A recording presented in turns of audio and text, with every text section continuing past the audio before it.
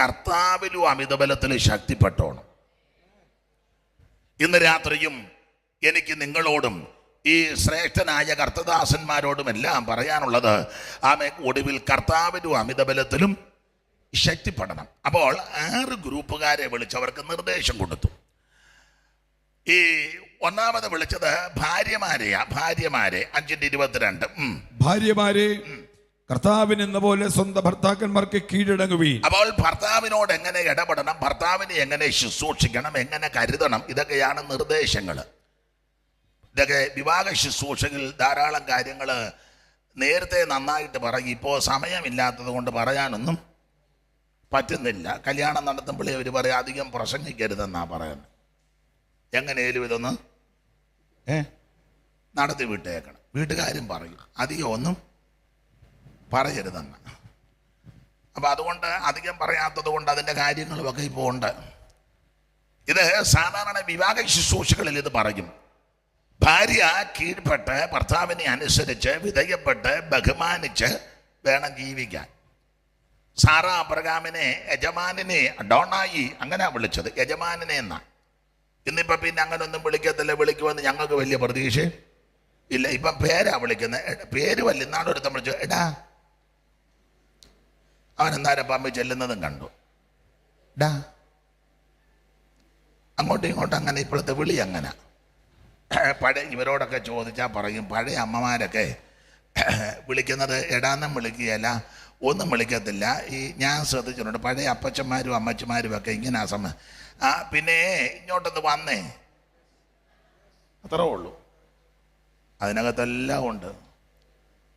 അമ്മ ചിലപ്പോൾ അടുക്കള ഇരുന്ന് ഇങ്ങനെ കേട്ടോ, പുള്ളി കേൾക്കുകയും ചെയ്യും. ഇപ്പം എല്ലാം തല തിരിഞ്ഞു. ഡാ അവനെ പെമ്പട്ടി പോകും പോലെ പോകുക അവിടെ പുറകെ. അങ്ങനത്തെ ഒരു കാലമാണ്. നിങ്ങൾ ഞാൻ ചിരിക്കാം. അങ്ങനല്ലയോ മോനെ? അല്ലേ? എന്നെ സങ്കടപ്പെട്ടിരിക്കുന്നത്. ദൈവത്തിൻ്റെ മഹത്വം. ഭർത്താവിനെ ബഹുമാനിക്കണം. എൻ്റെ വല്യമ്മച്ചി ഇപ്പോഴും ഉണ്ട്, എൻ്റെ കൂടെ ഉണ്ട്. ഇപ്പം 107 വയസ്സ് കഴിഞ്ഞു. 108 കയറുക. അപ്പം പുള്ളിക്കാരി ഒരു അമ്മോപദേശം എന്ന് പറഞ്ഞൊരു കവിത ചൊല്ലും. ഇപ്പം ചൊല്ലാനൊന്നും വയ്യ. അന്ന് എൻ്റെ കയ്യിലുണ്ട് ആ കവിത. അത് മകളെ വിവാഹം കഴിക്കുന്നതിൻ്റെ തലേന്ന് അമ്മ മകൾക്ക് പറഞ്ഞു കൊടുക്കുന്ന ഉപദേശമാണ്. അതിന് ഹെഡിങ് ഇതാ, അമ്മോപദേശം. അത് നല്ല രീതിയാണ്. അത് ചൊല്ലാം. വല്യമ്മച്ചി നന്നായിട്ട് ചൊല്ലും, ഞാൻ കേട്ടിട്ടുണ്ട്. അതിനകത്ത് ഒരു വരി, ഒത്തിരി വരികളുണ്ട്. ഒരു വരി, കാലത്തേ ഉണർന്ന ആദരാൽ കാന്തൻ്റെ കാല് തൊട്ട് വന്നിക്കണമെന്ന്. രാവിലെ എഴുന്നേറ്റ് ഭർത്താവിൻ്റെ കാല്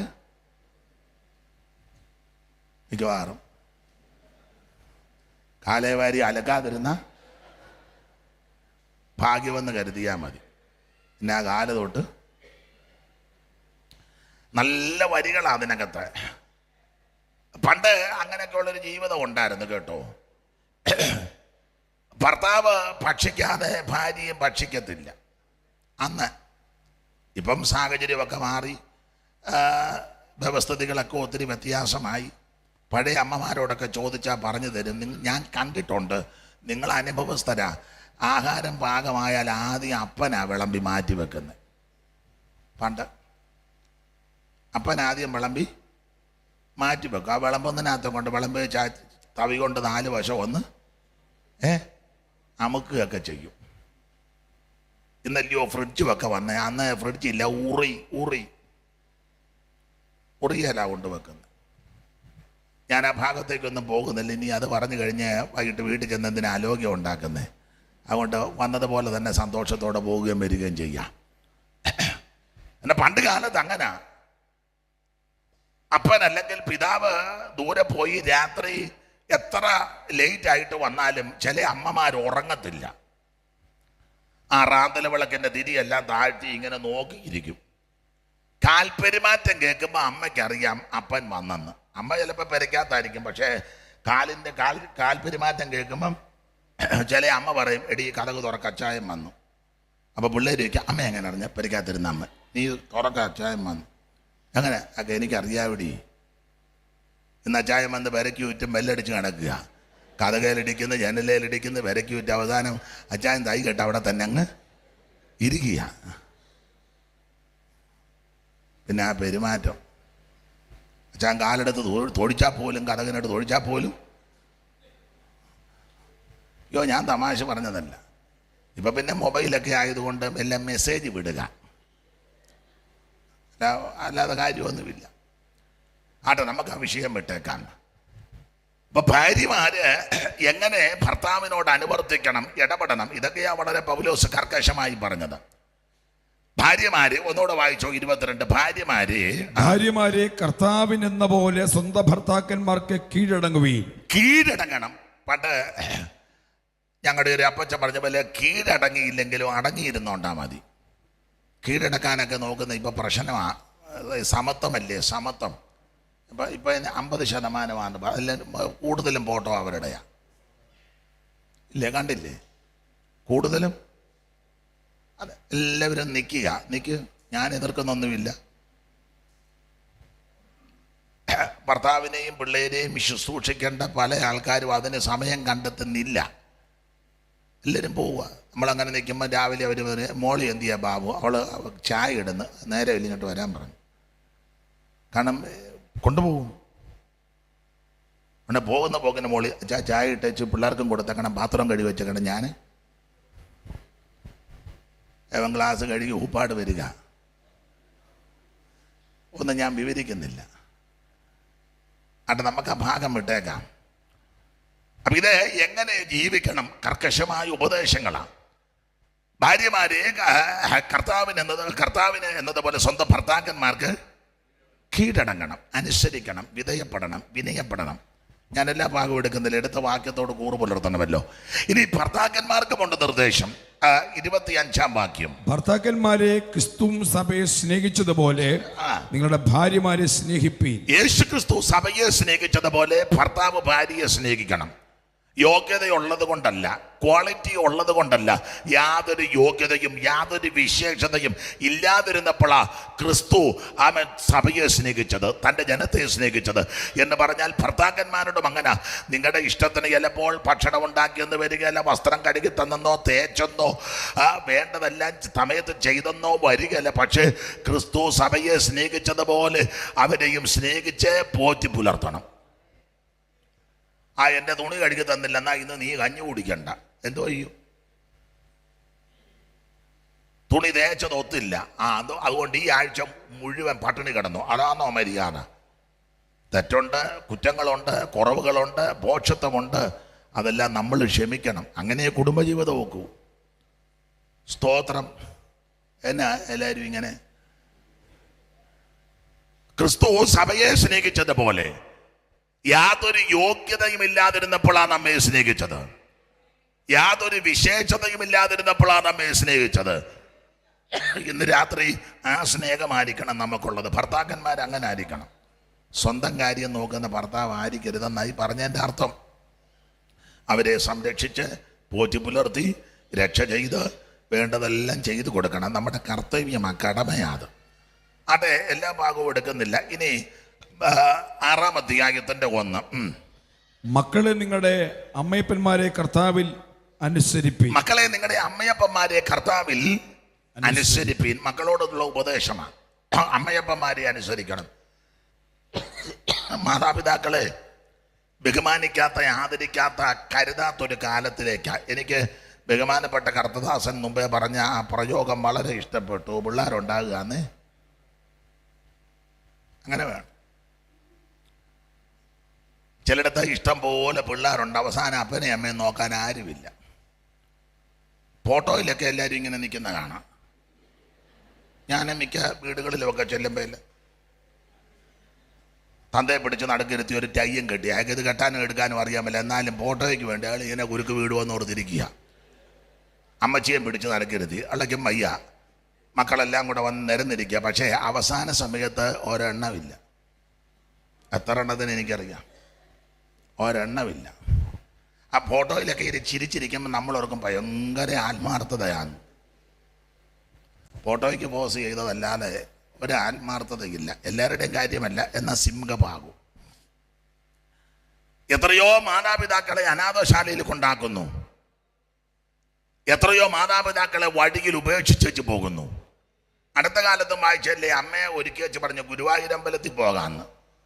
തലയോർത്തൻ്റെ ദൈവമേ, പ്രായമായ സമയത്തെങ്കിലും ഗുരുവായൂരപ്പനെ കാണാൻ ഒക്കെ ഒരു അമ്പലത്തിൽ കൊണ്ടിരുത്തിച്ച് അവർ അമ്മ എവിടെ ഇരിക്കും, ഞങ്ങൾ അപ്പറേ പോയി തൊഴുതേച്ച് വരാമെന്ന്. ഇന്ന് വരെ തൊഴുത് തീർന്നില്ല. ക്രിസ്ത്യാനി എന്ന് പേര് പറയുന്നവർ മോശമല്ല, അവരുടെ ഇടയിലാ കൂടുതൽ. ഇത്ര അനാഥശാലയാ ഇല്ലേ? എത്രയോ എൻ്റെ അനുഭവത്തിൻ്റെ വെളിച്ചത്തിലും കൂടെ പറയാം, സ്വത്തും പണവും ഉള്ളവരാ കൂടുതലും അമ്മയപ്പന്മാരെ നോക്കാത്ത. അതെ, സ്വത്തും പണവും ഒക്കെ ഉള്ളവരാ കൂടുതലും മാതാപിതാക്കളെ ഉപേക്ഷിക്കുന്നത്, അന്വേഷിക്കാത്തത്. എങ്ങനെയും അത് തട്ടിയെടുക്കണം ചാകുന്നതിന് മുന്നേ. അങ്ങനെ എടുത്ത് എത്രയോ പേരുണ്ട്. കള്ളയൊപ്പിട്ട് കള്ളയാധാരം ഉണ്ടാക്കി അപ്പനും അമ്മയും ജീവിച്ചിരിക്കുമ്പോൾ അവർ ഇഷ്ടദാനം തന്നതാണെന്നും പറഞ്ഞ് ആധാരം അടിച്ചു മാറ്റി എത്ര എണ്ണം. പള്ളിയിൽ പോകുന്നതും പെന്തിക്കോസിൽ പോകുന്നതും സാൽവേഷൻ ആർമി പോകുന്നതും മാർത്തോമ എത്ര എണ്ണം. ദൈവം ഒരിക്കൽ പിടിക്കും. നിനക്ക് നന്മയുണ്ടാകുവാൻ ഈ ഭൂമിയിൽ ദീർഘായുസ്സോടിരിപ്പാൻ അപ്പനെ അമ്മയും ബഹുമാനിക്കണം. മാതാപിതാക്കളെ വേദനിപ്പിക്കരുത്, മാതാപിതാക്കളെ ഉപദ്രവിക്കരുത്, മാതാപിതാക്കളെ കരയിപ്പിക്കരുത്. പ്രായമുള്ള അപ്പനും അമ്മയും വീട്ടിൽ കാണും, അവരെ ബഹുമാനിക്കണം. ചിലപ്പം പിടിവാശിയൊക്കെ കാണും, ഇല്ലെന്നൊന്നും ഞാൻ പറയുന്നില്ല. നിങ്ങളിപ്പോൾ പറയും ഭാഷയ്ക്ക് പറഞ്ഞു വെച്ച് പോയാൽ മതി, ഇത് തളയാതാ സാധനമെന്നറിയാമോ? അതൊക്കെ നിങ്ങൾ ചിലപ്പോൾ ഞാൻ എതിർക്കുന്നില്ല. ഞങ്ങൾക്ക് ഒരു വല്യമ്മച്ചി ഉണ്ടായിരുന്നു. അപ്പോൾ എൻ്റെ വല്യമ്മച്ചി പറഞ്ഞ് കേട്ടിട്ടുണ്ട്, ഇച്ചിരി കടുംപിടുത്തവും ശുണ്ടിയൊക്കെ ഉണ്ട്. എന്നാലും എൻ്റെ വല്യമ്മച്ചി അതെല്ലാം സഹിക്ക് എതിർത്തൊന്നും പറയത്തില്ല, ഒന്നും എതിർത്ത് പറയത്തില്ല. അതുകൊണ്ടാണ് ഇപ്പം 107 വയസ്സായപ്പോഴും ഞങ്ങൾ മക്കളെല്ലാം മരിച്ചു, ഒരു മരുമകൾ മാത്രമേ ഉള്ളൂ. ബാക്കി കൊച്ചുമക്കളും കൊച്ചുമക്കളുടെ മരുമക്കളും അവരുടെ മക്കളുമൊക്കെ അമ്മച്ചിയെ ശുശ്രൂഷിക്കുന്നത്. എല്ലാവർക്കും വലിയ കാര്യമാണ്, വലിയ കാര്യം. ഇപ്പം ഇങ്ങോട്ട് പോകുന്നപ്പോൾ ഞാൻ ഇച്ചിരി പായസമൊക്കെ കൊടുത്തേച്ചാ പോകുന്നത്, കോരി കൊടുത്തേച്ചാ പോകുന്നത്. ഞാനേ ഉള്ളു അധികം നിന്ന് അവരെല്ലാവരും എപ്പോഴും വരികയും ശുശ്രൂഷിക്കുകയും വലിയ കാര്യമാണ് വല്യമ്മച്ചി. എന്താണെന്ന് ചോദിച്ചാൽ വല്യമ്മച്ചി അങ്ങനെയാണ് ചെയ്തത്, വിതയ്ക്കുന്നതായി കൊയ്യുന്നത്. അപ്പോൾ പുള്ളിക്കാരുടെ അമ്മ മങ്കമ്പുകാരിയാണ്, ഇച്ചിരി ശുണ്ടിയും കടുംപിടുത്തമൊക്കെ ഉള്ളൊരമ്മയാണ്. അപ്പോൾ പറഞ്ഞു കേട്ടിട്ടുണ്ട്, ചില കാര്യം എനിക്കും അറിയാം. ഈ പരാധീനതയുള്ള കാലം പണ്ട് കാലമല്ലേ. അപ്പോൾ ഈ ഭക്ഷണം വിളമ്പുമ്പം അമ്മച്ചി പ്രായമല്ലേ എന്നോർത്ത് എൻ്റെ വല്യമ്മച്ചി ആദ്യം കൊണ്ട് ഭക്ഷണം കൊടുക്കും ഈ അമ്മയ്ക്ക്. ഈ ശുണ്ടി ഉണ്ടെന്നായി പറയുന്നത്. ആദ്യം കൊണ്ട് ഭക്ഷണം കൊടുക്കുമ്പം അമ്മച്ചി ചോദിക്കും, നിങ്ങളൊക്കെ കഴിച്ചോ? ഉടനെ എൻ്റെ വല്യമ്മച്ചി പറയും, ഇല്ല അമ്മച്ചി കഴിച്ചില്ല. അമ്മച്ചിക്ക് ആദ്യം എനിക്ക് ആദ്യം തന്നൊരു മൂലയിലാക്കിയാൽ പിന്നെ നിങ്ങൾക്കെല്ലാം കൂടെ ഒന്നിച്ചിരുന്ന്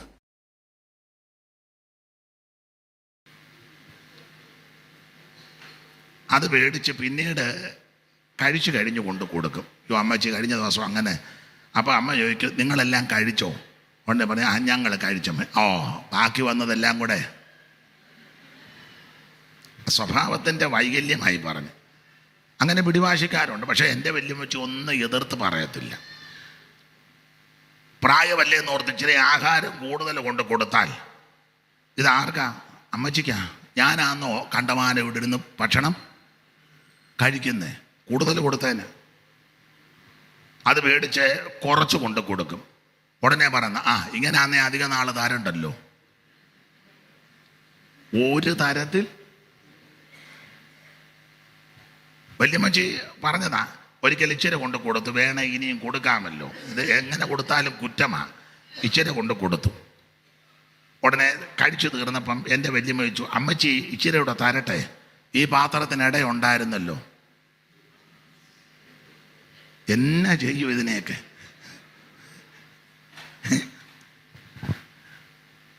ഇപ്പം ബിബിൻ പറയാം, ആ സ്വഭാവം തന്നെ എനിക്ക് വന്നു. അത് അവിടെ നിന്ന് പറഞ്ഞാൽ അതായിരിക്കും, എനിക്കറിയാം അത് പറയുമെന്ന്. അത് തന്നെ പുള്ളിക്ക് വന്നു. പക്ഷെ എൻ്റെ വല്യമ്മച്ചി അതെല്ലാം എതിർത്ത് പറയാതെ, ഓരോ ഒടക്കം പറയാതെ അതെല്ലാം വിനയമായിട്ട് ചെയ്യും. അത് ചെയ്തത് കൊണ്ടാണ് പുള്ളിക്കാരിക്കും ഇപ്പം അത് അനുഭവിക്കുന്നത്. വിതയ്ക്കുന്നതാ കൊയ്യുന്നത്. മാതാപിതാക്കളെ ശുശ്രൂഷിക്കണം, മാതാപിതാക്കളെ ബഹുമാനിക്കണം. നിനക്ക് നന്മയുണ്ടാകുവാനും നീ ഭൂമിയിൽ ദീർഘായുസ്സോടിരിപ്പാൻ അപ്പനും അമ്മയ്ക്കും വെള്ളം കൊടുക്കാതെ പള്ളിയിൽ പോയത് കൊണ്ടൊന്നും ഗുണം വരികയില്ല തങ്കമ്മേ. അപ്പനും അമ്മയ്ക്കും വെള്ളം കൊടുക്കാതെ ആമൻ സ്വതം മുമ്പേ പറഞ്ഞ പോലെ ABCD വായിച്ച് ഇങ്ങനെ പിന്നെ പറഞ്ഞത് ഗ്രാമർ. അപ്പനും അമ്മയ്ക്കും വെള്ളം കൊടുക്കാതെ നീ ABCD അടിച്ചാലൊന്നും അവസാനം ഇസഡായി പോവുകയുള്ളൂ. അപ്പനും അമ്മയ്ക്കും വെള്ളം കൊടുക്കാതെ പെന്തിക്കോസി വന്ന് തമ്പേർ മേടിച്ച് നല്ല അടിച്ച് തമ്പേറിൻ്റെ ഒരു വശം പൊട്ടിയത് കൊണ്ടൊന്നും ഗുണമാകുകയില്ല. അപ്പനും അമ്മയ്ക്കും വെള്ളം കൊടുക്കാതെ 5:30 കുർബാനയ്ക്ക് തണുപ്പം പിടിച്ച് പമ്മി ആടെ മൂടെ പോന്നിട്ട് അവിടെ പോയി നിന്നിട്ടൊന്നും ഒരു കാര്യവും. അപ്പനെ അമ്മയെ അന്വേഷിക്കാതെ മലയ്ക്ക് പോയാൽ നിന്നെ കടുവ പിടിക്കും. എന്നെ തുറച്ചു നോക്കുന്നേ. അപ്പനെ അമ്മയെ അന്വേഷിക്കാതെ നീ മക്കയ്ക്ക് പോയത് കൊണ്ടും ഗുണം വരികയില്ല. തിരുവെടുത്ത് പറയുന്നത്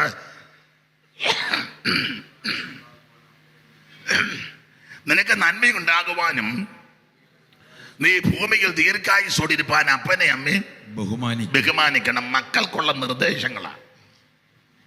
മാതാപിതാക്കളെ ബഹുമാനിക്കണം, അവരെ കണ്ണീര് കുടിപ്പിക്കരുത്. പ്രായമുള്ളവരാ, ചിലപ്പോൾ പഴയ ആൾക്കാരില്ലേ അല്പം പിടിവാശിയും ഒക്കെ കാണും, അതൊക്കെ അങ്ങ് സഹിക്കണം. എൻ്റെ ഭാഷ ഇരുന്ന കാലത്തോളം ഇനി ഇരിക്കത്തില്ലല്ലോ, അങ്ങനെയും ഓർത്ത് ചെയ്യ്. അങ്ങനെ ചെയ്താൽ ദൈവം നിനക്ക് നന്മ ചെയ്യും.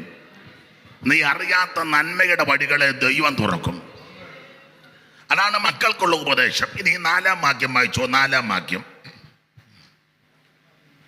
പിതാക്കന്മാരെ നിങ്ങളുടെ മക്കളെ കോപിപ്പിക്കാതെ കർത്താവിന്റെ ബാലശിക്ഷയിലും പത്യോപദേശത്തിലും പോറ്റി വളർത്തുവിൻ. പിതാക്കന്മാരെ നിങ്ങളുടെ മക്കളെ കോപിപ്പിക്കാതെ കർത്താവിന്റെ ബാലശിക്ഷയിലും പത്യോപദേശത്തിലും പോറ്റി വളർത്തുവിൻ. മാതാപിതാക്കളോടൊരു കാര്യം പറയാം. മക്കളൊക്കെ പ്രായമായി കഴിഞ്ഞാൽ കുറെയൊക്കെ, എൻ്റെ ഭാഷയാ, കുറെ ഒതുങ്ങണം. 65 കഴിഞ്ഞാലേ ആ പഴയ പിടിവാശിയും ഞാൻ ഒറ്റച്ചാട്ടത്തിന് പരിഹാരത്ത് പോയതാണെന്നൊന്നും പറഞ്ഞിരിക്കരുത്. ഞാൻ പഴയ ആളാണെന്നൊന്നും പറയരുത്. ഇപ്പം മനസ്സ് ചെല്ലുന്നിടത്ത് ശരീരം ചെല്ലത്തില്ല. അപ്പം തന്നെയല്ല, പ്രായമായി കഴിയുമ്പം ദൈവത്തെ ഭജിച്ചും ദൈവത്തെ ആരാധിച്ചും ഭക്തിയോടൊക്കെ ജീവിക്കണം. മക്കളുടെയും മരുമക്കളുടെയും കുറ്റം അന്യ വീട്ടിൽ ചെന്ന് പറയരുത്. സഭയിലും വന്ന് പറയരുത്. അയ്യായോടും പറയരുത്, ഉപദേശിമാരോടും ആരോടും പറയരുത്. ഇത് രാവിലെ ചില തള്ളമാരൊരു കൂടിൻ്റെ കുടുംബിക്കും പിടിച്ച് അങ്ങ് ഇറങ്ങും. മക്കളുടെയും മരുമക്കളുടെയും എല്ലാം കുറ്റമാണ്. അവരാ വെള്ളം തരേണ്ടത്. അതുകൊണ്ട് ചിലപ്പം മക്കളല്ലേ, മാതാപിതാക്കളാണ് ക്ഷമിക്കേണ്ടത്. പിടിവാശിയൊന്നും പാടില്ല. അവരോട് സ്നേഹത്തിലും കരുണയിലും മരുമക്കളെ മരുമക്കളായിട്ട് കാണരുത്. മക്കളെ പോലെ ഇടപെടണം. ഒരു കുഴപ്പവും വരികയില്ല. ഇത് മക്കൾക്കുള്ള ഉപദേശവും പിതാക്കന്മാർക്ക് മാതാപിതാക്കൾക്കുള്ള ഉപദേശം. ഇനി 5-ാം വാക്യം വായിക്കാം. 5-ാം വാക്യം.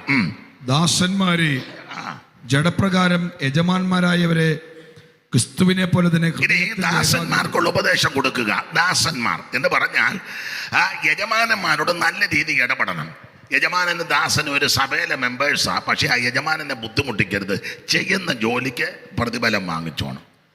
അവർ നമ്മുടെ പരിചയക്കാരാ, യജമാനനാ, ഒരു സഭക്കാരാ, ഒരു വേണ്ടപ്പെട്ടവരാന്നോർത്തവരെ ബുദ്ധിമുട്ടിക്കരുതെന്നാ പറഞ്ഞ എൻ്റെ അർത്ഥം. എല്ലാം വിവരിക്കുന്നില്ല. ഇനി 9-ാം വാക്യം. യജമാനന്മാരെ അവരുടെയും നിങ്ങളുടെയും യജമാനൻ സ്വർഗത്തിലുണ്ടെന്നും അവന്റെ പക്കൽ മുഖപക്ഷമില്ലെന്നും അറിഞ്ഞുകൊണ്ട് അങ്ങനെ തന്നെ അവരോട് പെരുമാറുകയും. അപ്പൊ യജമാനന്മാരോട് പറയുക, അവരുടെയും നിങ്ങളുടെ യജമാനൻ സ്വർഗത്തിലുണ്ട്. വീട്ടിൽ ജോലി ചെയ്യാൻ വരുന്നവരോടും പറമ്പിൽ പണിയാൻ വരുന്നവരോടൊക്കെ കരുണയോടെ ഇടപെടണം. പ്രായമുള്ളവരെ, നമ്മളെക്കാൾ മൂത്തവരെ, പിള്ളേരെ കൊണ്ട് പേര് വിളിപ്പിക്കരുത്. എനിക്കറിയാം ധാരാളം ആൾക്കാർ കൊച്ചു പിള്ളേർ വീട്ടിൽ പണിയാൻ വരുന്ന അപ്പനോടും അമ്മയോടും അല്ലെങ്കിൽ തീർത്ത് പേര് വിളിക്കും. ആ വീട്ടുകാർ പേര് വിളിക്കുന്നതിന് തെറ്റില്ല. അവരേത് സമപ്രായക്കാരോ ആ നിലയിൽ. കൊച്ചു പിള്ളേർ, ഞാൻ ഒരു വീട്ടിൽ നിൽക്കുമ്പോൾ ഒരമ്മ ആ വീട്ടിലെ ജോലിക്ക് വന്നതാണ്. ആ വീട്ടിൽ പ്രാർത്ഥനയ്ക്ക് എന്നെ വിളിച്ചതാണ്. ഞാൻ അല്പം നേരത്തെ ചെന്നു. എനിക്കൊരു കാപ്പിയൊക്കെ തന്നു. അപ്പോൾ പേപ്പർ അവിടെ കിടക്കുന്നു. പേപ്പറുമൊക്കെ വായിച്ച് എനിക്ക് ആ യോഗം തുടങ്ങിയില്ല. അപ്പോൾ ആ വീട്ടിലെ 12 വയസ്സ് കാണും ഒരു പെങ്കൊച്ച്, 12 വയസ്സ്.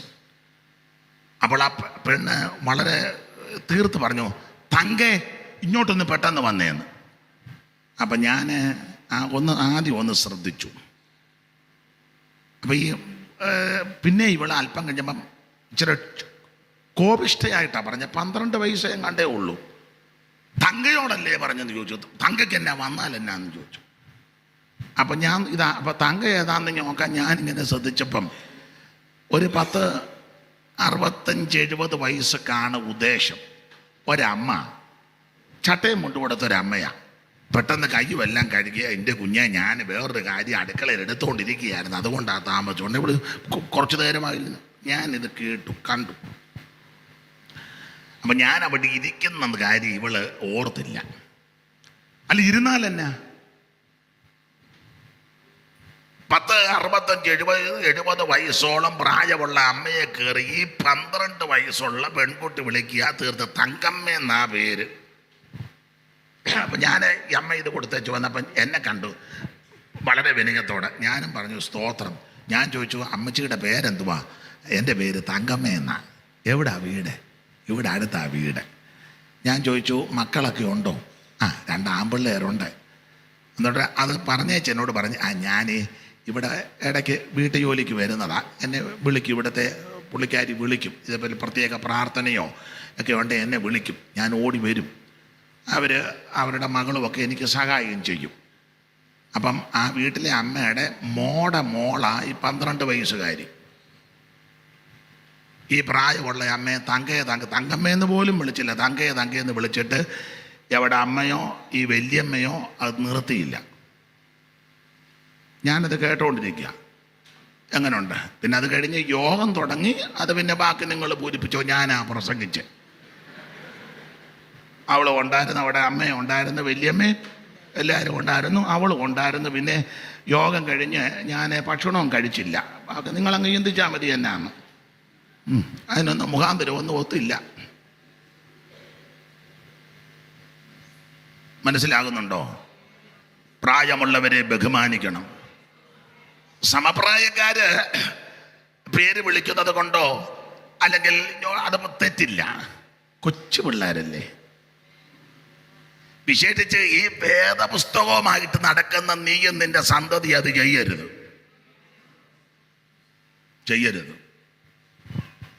മറ്റുള്ളവരെ ബഹുമാനിക്കുകയും ആദരിക്കുകയും ചെയ്യണം. അടഭാഗം വിടുക. നിങ്ങൾക്കും അവർക്കും ഒരു യജമാനൻ സ്വർഗത്തിലുണ്ട്. ഇതെപ്പോഴും നമ്മെ ഭരിക്കണം.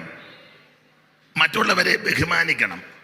ജാതിയോ മതമോ സഭയോ ഒന്നും നോക്കരുത്. ചില ആൾക്കാർക്ക് ഈ സഭ നോക്കി, മതം നോക്കി, ജാതി നോക്കി, നിറം നോക്കിയാണ് ഇടപെടുന്നത്. പാടില്ല, തെറ്റാ. ഒരിക്കൽ ഞാനും ഷിബ പാസ്റ്ററും കൂടെ ഒരു സ്ഥലത്ത് പോവുക. അപ്പം വേറൊരു ഫാമിലി അവിടെ വന്നു. ഓടി വന്നേച്ച്, അപ്പച്ച ഇപ്പോഴല്ല വർഷങ്ങൾ, അപ്പച്ചനിപ്പോൾ എവിടാ? അപ്പം ഞങ്ങൾ പറഞ്ഞു ഇന്നടുത്താ. അപ്പം അവരുടെ സഭയുടെ പേര് ചോദിച്ചു പറഞ്ഞു, അതിലാന്നോ? അപ്പം വലിയ കാര്യത്തിലാണ് വന്നത്, ചിരിച്ചുകൊണ്ട്. അപ്പച്ച ബഹുമാനത്തോടെ അപ്പച്ച ഞങ്ങളെ 2 പേരെയും കണ്ട്. ഞങ്ങളും വളരെ വിനയമായിട്ട് പറഞ്ഞ ഞങ്ങൾ ഇവിടെ അടുത്താ. അപ്പോൾ ചോദിച്ചു ഏത് സഭയാ? അപ്പം ഞങ്ങൾ പറഞ്ഞു തിരുവല്ല ഹെബ്രോൻ സഭയാ. അപ്പോൾ അവർ ചോദിച്ചു ഞങ്ങളുടെ സഭയല്ലയോ? ഞങ്ങൾ പറഞ്ഞു അവിടെ അല്ല. അന്നേരം രണ്ടും പോയി. വെള്ള ഇട്ടത് കൊണ്ടോ, കരിക്ക് എത്തിയതുപോലെ മീശ പഠിച്ചത് കൊണ്ടോ, കാതും കഴുത്തും എല്ലാം പറിച്ച് മത്തി വെട്ടി കഴുകി വെച്ചതുപോലോ ഒരു ഗുണവും ഇല്ല. സഭ നോക്കിയല്ല സ്നേഹിക്കണ്ടേ. ഞങ്ങൾ സാൽവേഷൻ ആർമി, അവർ മാർത്തോമ, ഇവർ CMS, ഇവർ പെന്തിക്കോസ്. അങ്ങനല്ല. മനുഷ്യനെ മനുഷ്യനായിട്ട് കാണണം.